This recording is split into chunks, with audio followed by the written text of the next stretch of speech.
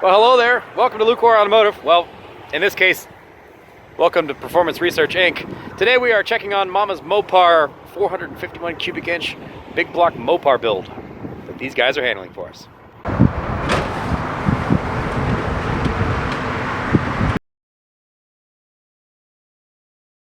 So we dropped all this stuff off progressively over the last couple of months, and they've been doing a kind of a slow build for us to get this thing ready to go for the 2020 season for Katrina Bell and her Momma's Mopar build. And they've made some pretty serious progress, so we're gonna stop by and see how it looks. Hi. Oh, hey there. Look at Joe back here working. Are you filming? I am filming. Look at that. Caught me with my pants down. It's an almost complete big block Mopar. It's been a long, fun process, right? Had a lot of good times with this one. Mm-hmm. Yeah. Yeah, good times. Good times. If you can't tell, Joe's being completely sarcastic about that. He has not enjoyed building this motor. No, I have. I mean, I've complained about it a lot, but it's been putting a completely stock Mopar motor together is one thing. Putting a stock Mopar motor together and then modifying it to be what this motor is a different story. You gotta change a lot of things. So this is a 451 cubic inch stroker motor, which essentially is what you do with a 400 block, which in this case is a 1976 400 block that came out of a truck, and shoving a bunch of 440 pistons, rods, and crank in it. And guess what? They don't fit. And guess who found that out the hard way? It's the best way to find out that things don't fit, is once you're in the process. Get that flat tappet camo nice and wet. Yeah. We've stuck with pretty much stock stuff in this guy. We didn't do anything real serious, didn't do anything real crazy, especially with what you guys are normally used to as far as performance builds go. Yeah. This is not anything crazy. It has iron heads on it. Yeah, exactly. Those are old iron heads. Now the iron heads have been worked. You've done what? Seats? We did seats and guides, and it's got new stainless valves. Stock size valves. We didn't go bigger valves. Yeah, they're the same size. And then a little bit better spring package and a retainer that fits properly and new keepers and everything else, but really nothing to get too excited about. The PRW rocker system turned out pretty nice, I think. Yeah. For the price, I think it's a nice setup. And that was actually the PRW rocker setup was really not that expensive as far as those go. Well, we did the same. We used the PRW setup for your Pontiac motor, and I don't think that was too expensive either. No, it wasn't bad at all. So the camshaft that's in this is a custom ground, we're not telling you about it, kind of camshaft. It's a flat tappet hydraulic. Right, it's nothing crazy, but it is a custom ground camshaft. But there's nothing, I mean, there's no witchcraft here. There's nothing crazy. We're not trying to build 900 horsepower out of this thing. We would like to see more than 400 horsepower out of it, but we'll see where she is. At this point in time, these guys are buttoning the motor back up, get the oil done, get the oil priming done, intake manifold on. Then it's what, valve covers and...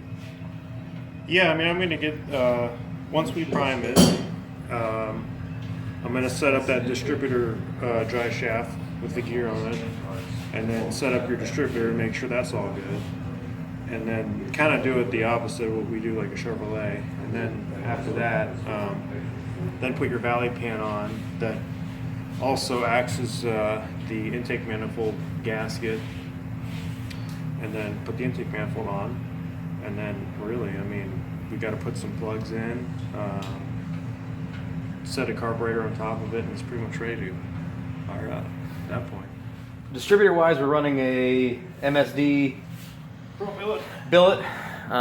Nothing totally crazy, but it's what we've run on all of our other stuff.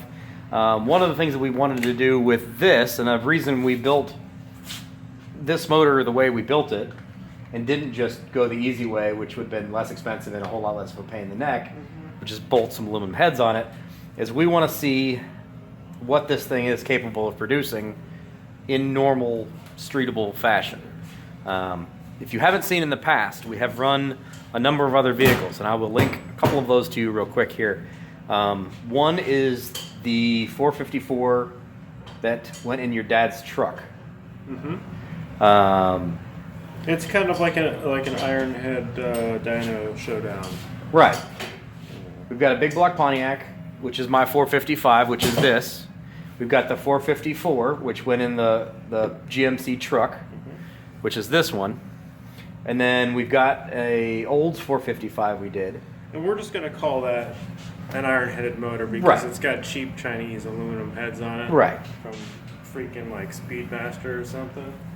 They weren't the best of heads. They're not any better than the factory ones. So we've got wonderful comparisons all the way across as far as what these things do. Now, Joe is getting all of this done. Once this is all buttoned up and ready to rock and roll, this is going to go on the dyno in the back of the building. We're going to run this on their engine dyno to do the break-in process as well as see what this thing legitimately makes. And we say legitimately because the numbers that that thing produces are much closer to the actual power numbers than a lot of other people see with their it makes whatever butt dyno. We won't disclose any names of companies that like to build motors and say they make 600 plus horsepower with 400 cubic inches and pump gas in 9.5 to 1. But there are companies out there that do that. Unfortunately, we're not one of them. So. And then the other nice thing is because we have such wonderful environments and such wonderful business partners, we can run this on their engine dyno, take this, then stick it in the charger, and then take it back down to CIA Performance and run it on their chassis dyno, which is literally like a quarter of a mile down the road.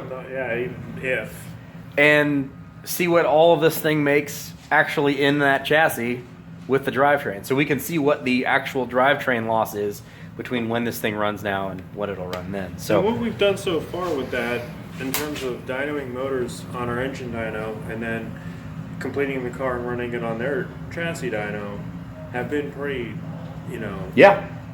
about 15% loss. A couple things I want to shout out to for parts and pieces goes. So you can see a little bit of the build stuff that's in this thing. PRW 16 rockers. Water pump from Tough Stuff. Pro Products dampener.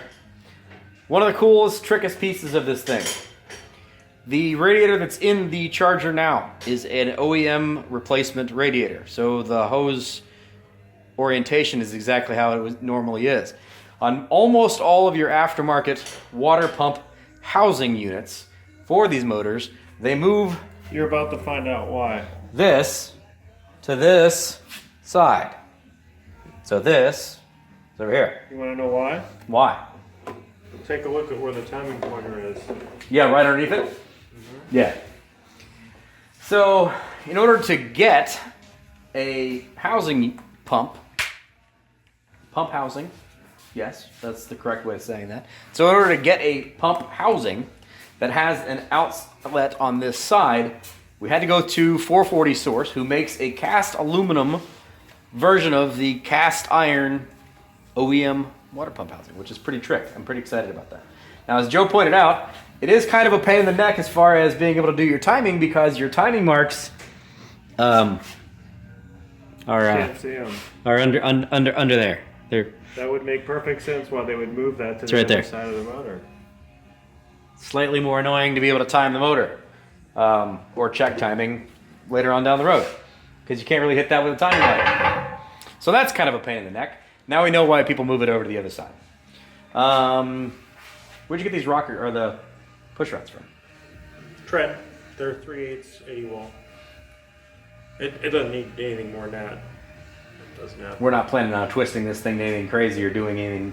It's got a good bit of duration, and it's got not a crazy amount of valve spring pressure, so in terms of keeping the valve train under control, it shouldn't be a big deal. So, like I said, more duration means smoother lobe, and at lower RPM, it won't care. Now, as far as the camshaft goes, who did you get the camshaft from? Comp. It's comp cam, custom ground comp cam. Nitride. And it's nitride treated. It is also flat tappet. So this is not a hydraulic roller rocker cam. This is all old school stuff. We don't want to cheat here at all.